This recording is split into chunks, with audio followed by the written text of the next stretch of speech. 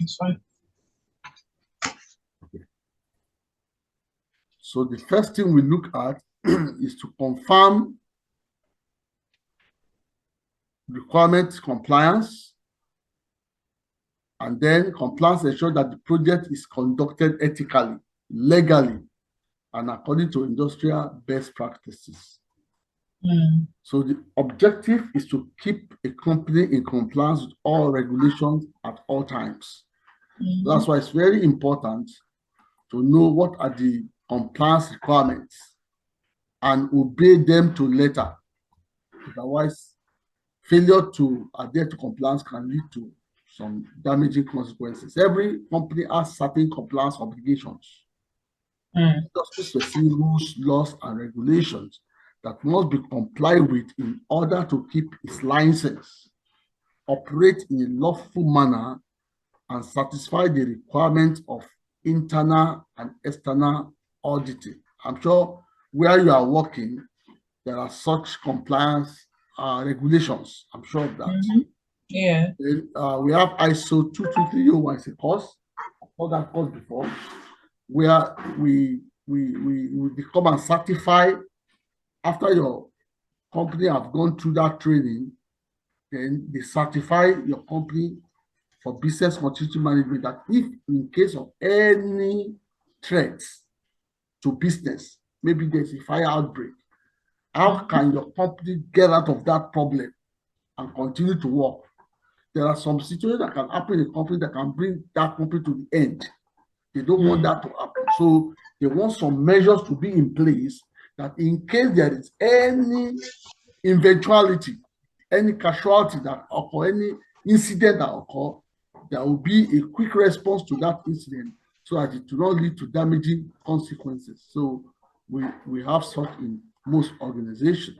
So compliance constraints can be considered as must-have requirements.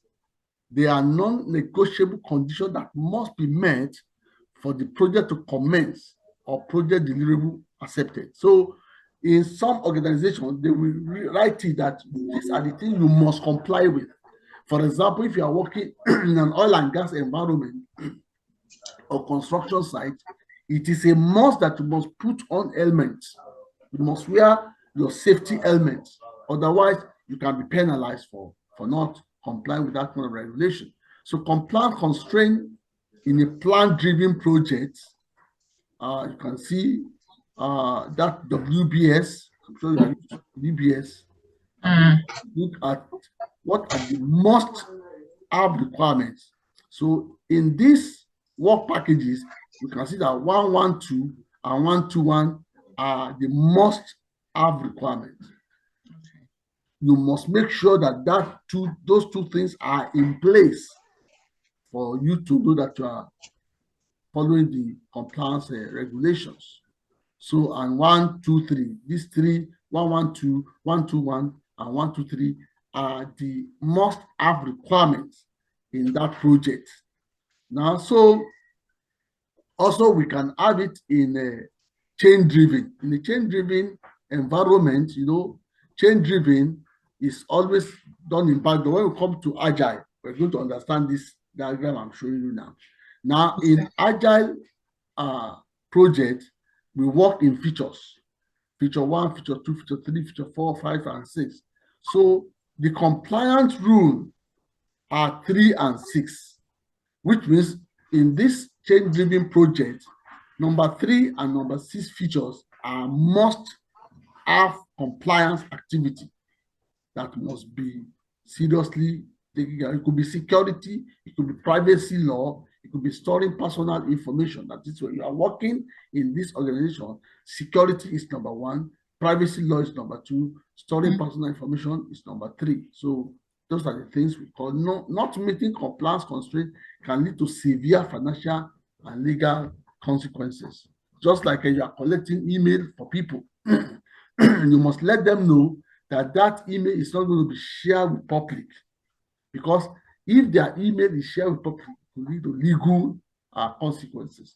So industry, organization, regulatory environment will have legal compliance, industry standards, construction compliance, internal policies and procedure, financial compliance, health safety and environmental compliance, regulatory compliance, ethical compliance, data protection and privacy compliance. All this number 9 can be what your company must adhere to.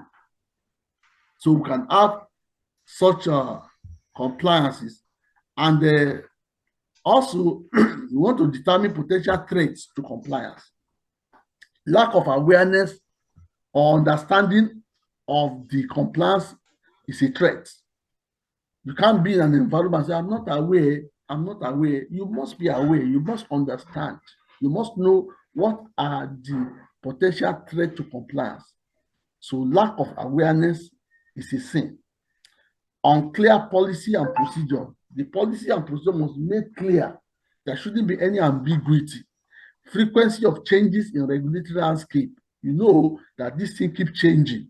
So you must be aware of the frequency of changes. Resource constraint, ineffective risk management, lack of documentation and record keeping, third-party compliance, data security and privacy, ethical misconduct and fraud, lack of monitoring and record keeping. You are not supposed to cram all these things.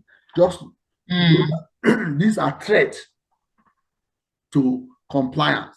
If a company is having this type of characteristics, they will run foul of the compliance in that organization.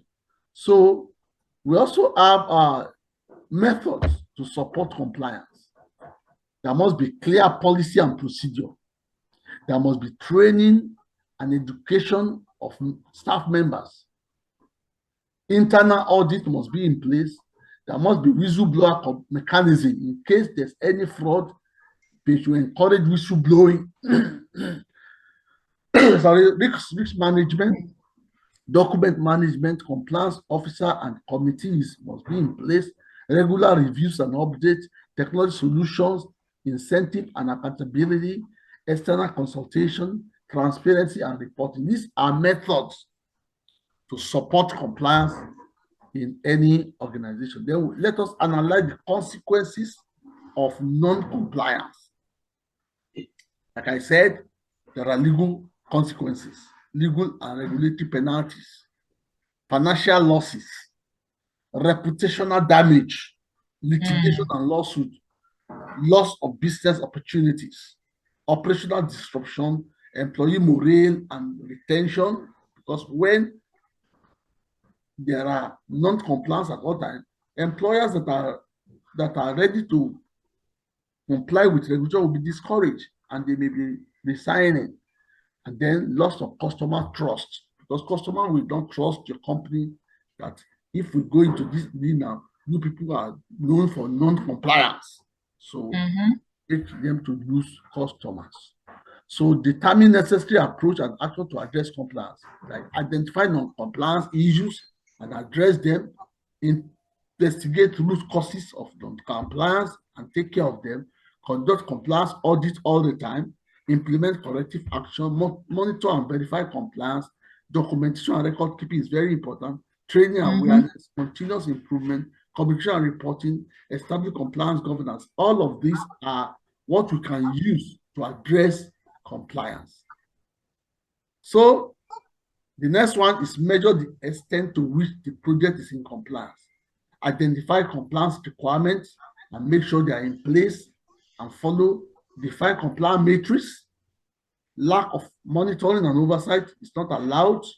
Review documentation, perform gap analysis, monitor key performance indicators, KIPs, conduct training and awareness program, implement corrective action, document compliance findings and remediation, regular reporting and communication.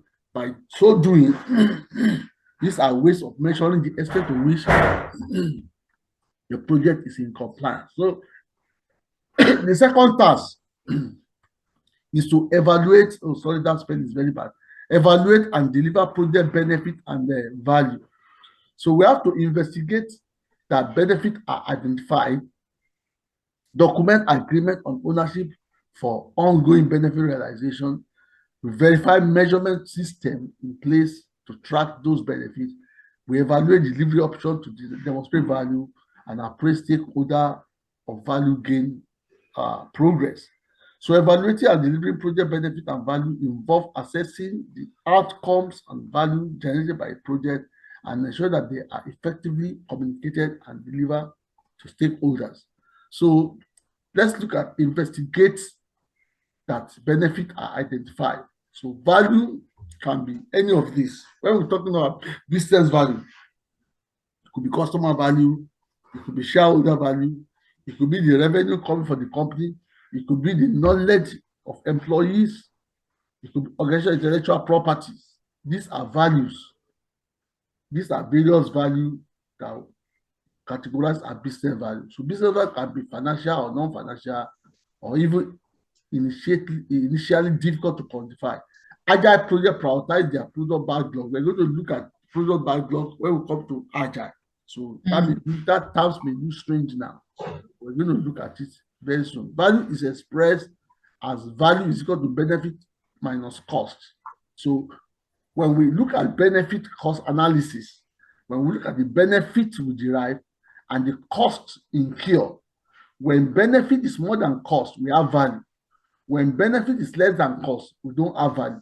So most of the time, we want to go into a project because the benefit, even though it's very costly, but the benefit is awesome. Like this training is very costly. This training is $1,000, even more expensive than the exam. Why is it so? Because the knowledge that one is going to gain is surpassing the exam. The exam is just the test of competence. So when you look at the benefit you will gain after the exam, you will not mind the cost. So that is what that is. So cost benefit analysis is the process of examining the pros and cons, strength and weakness of alternatives to find the best approach for achieving benefit at a reasonable cost. So a reliable cost benefit analysis depends on the quality of the input data. Trying to impress investor by presenting inflated business case data will lead to project failing to deliver expected benefit. You don't need to impress anybody. Give the actual, the reality, the situation report. Don't try to impress, because if you impress with bloated data like Nigerian government, that they tell you that refinery are working now, refinery everything is working now. All is lies. Because at the end of the day, where is the impact of what they are saying in the market? Fuel is still sold at 800 per liter in some villages. In town, they say about 600 plus, and yet they say the virus is working. So let us see the impact. But if it is working, we'll see the impact on the street, in the street. So organizations use portfolio, program, and project to deliver strategic objectives. We said that a lot yesterday. Strategic objectives are put in place in any organization to maximize business value. So we document agreement on ownership for ongoing business realization. So the benefit management plan describes how and when the project benefit will be obtained and measured. And this benefit includes strategic alignment, target benefits, time frame, risk, assumption, and so on. So then we verify measurement system that is in place to track benefits. And how do we do that? So return on investment is very important. Return on investment in any business you are doing, you have to look at the bottom line. You have to look at the return on investment. Return on investment is a financial measure of the gain or loss from an investment compared to the amount of money invested. It is usually expressed in percentage. So high positive ROI rate is a good investment. So when you are doing any business, a positive ROI is good. A high rate one is good. So when we come to initiate project initiation, we look at present value and how to calculate it. The current value of a future amount of money. We'll talk about that one later. Let me skip this area. Net present value. We'll talk about it when we come to initiating project. So let me skip all of this. All this present value, net present value, internal rate of return. We're going to talk about it extensively when we come to process. So let me just skip it now. Now, the next one is we evaluate delivery option to demonstrate value. In plan-driven projects, project benefits are not delivered until the end of the project. But this is not the case in change-driven projects. So in plan-driven, like when we're talking at the developmental circle yesterday, we said it's always deliver at the end, single delivery at the end. But for agile, we don't deliver at the end, because if you wait to the end before you deliver value, you must have incurred a lot of losses. So, but in a traditional project, we deliver at the end. So agile project demonstrate new features at the end of every sprint or iteration, not at the end of the project. That's why we in agile we work in trenches, in small bits. So at the end of each bit, that's when we demonstrate. At the end of each bit, we demonstrate. Demonstration is not done at the end of the project, but rather it is done at the end of each iteration to provide an opportunity for obtaining feedback from interested stakeholders for the purpose of improving on the product. So in agile, when we demonstrate at the end of each iteration, we get feedback from the stakeholders that will enable us to improve on the product we are creating. Then we appraise stakeholder of value gain process. So in that case, we use the following instruments. When we come to risk analysis, I'm going to talk about the expected monetary value. I'm going to talk about decision tree analysis, and I'm going to talk about simulation. So I don't want to waste time on it now. We're going to talk about it later in detail. So let me skip it. So the third class under business environment is evaluate and address external business environment changes for impact on scope. So we survey changes to external business environment like regulatory, technology, and geopolitical and market. We assess and prioritize impact on project scope, backlog issue on changes in external business environment. We recommend option to scope backlog changes, and then continually review external business environment for impact on project scope through backlog. So evaluating and addressing external business environment changes for their impact on project scope is crucial to ensure that your project remains aligned with the dynamics condition of the surrounding business landscape. By proactively addressing and assessing these changes, you can effectively manage scope creep and maintain project success. What is scope creep? Scope creep is uncontrollable change of scope. When you just see new thing, you change, see another thing, you change. So that is uncontrollable management of change. That is what called scope creep. So in surveying external business environment, so let's look at what are we looking at? There's what we call pestle. What is pestle? We have P, which is political. We look at the political terrain, how it affects business environment. You will agree with me that in Nigeria, the political instability is affecting business operation in Nigeria. Look at the rate of dollar. I was in Kenya about 3 weeks ago. By the time I came back 3 weeks ago, I changed $100 for 1,200. The following week, it became 1,300. The last time I changed dollar, when I wanted to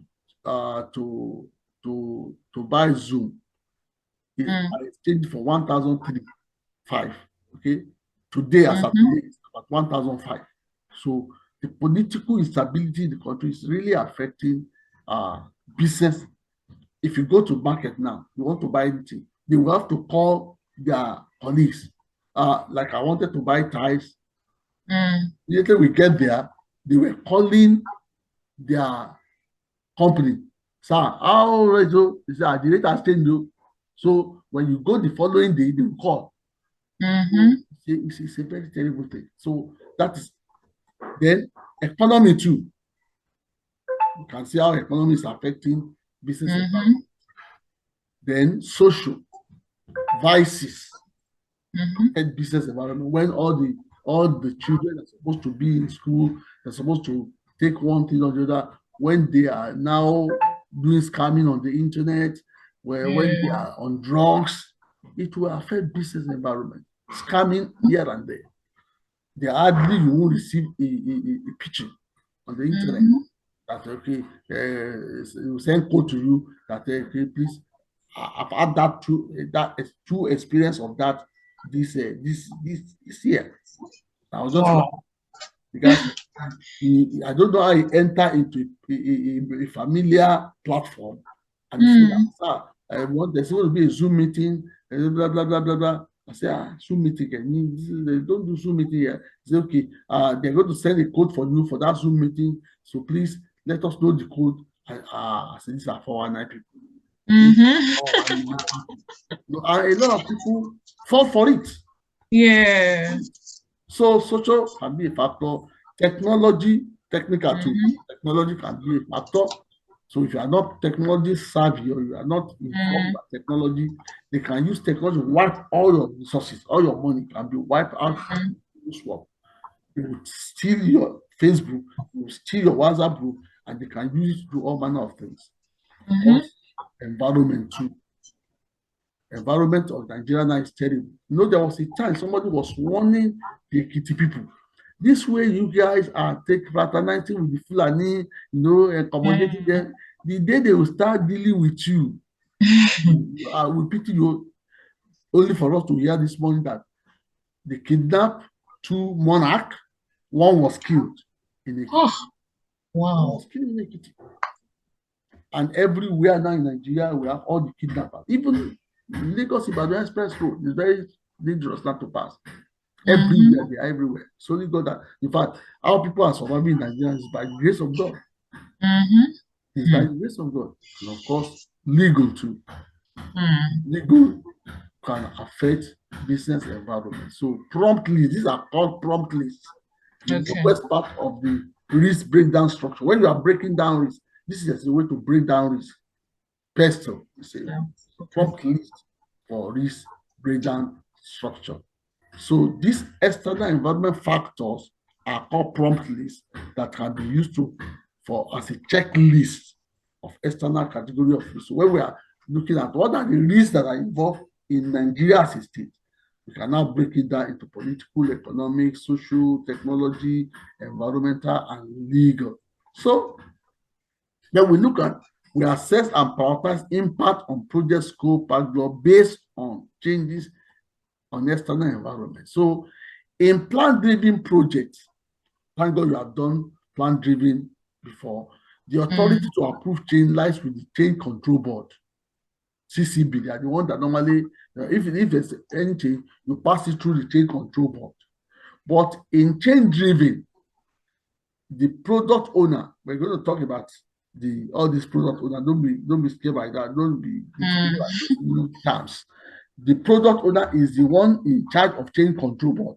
Is the Change Control Board in change-driven environment. I'm very eager to get to agile. Very, very eager to get to agile. So in the CCB, scope of the change is compared to the established tolerant threshold. The changes within the threshold can be approved by the project manager and initiated by the project manager. But when it is outside the threshold, then you have to take it to the higher authority, the CCB, for them to approve. So when we are doing traditional project management, there are some benchmark. They call it baseline. There are some baseline that, okay, if we are within this baseline, we can handle it. But the moment we are running out of this baseline, then we have to write a proposal to the Change Control Board to handle such a change. So, but in a change-driven environment, the authority to change any request lies with the product owner. The product owner is empowered by the business to make scope, prioritize, and change decision on behalf of the sponsor. So, agile projects, the product backlog contains the upcoming work items. So don't let me be talking about this agile because we are still coming to it. So okay. Then minimums. There's something we call minimum viable products. What is minimum viable products? Now, when GSM first came to Nigeria, what Nigeria needed that time is how to call our it, because we are used to going to Nitel If you want to call your family abroad, you go to night Mm. to go and call. So the only thing we do that time is call and receive, call and receive, call and receive.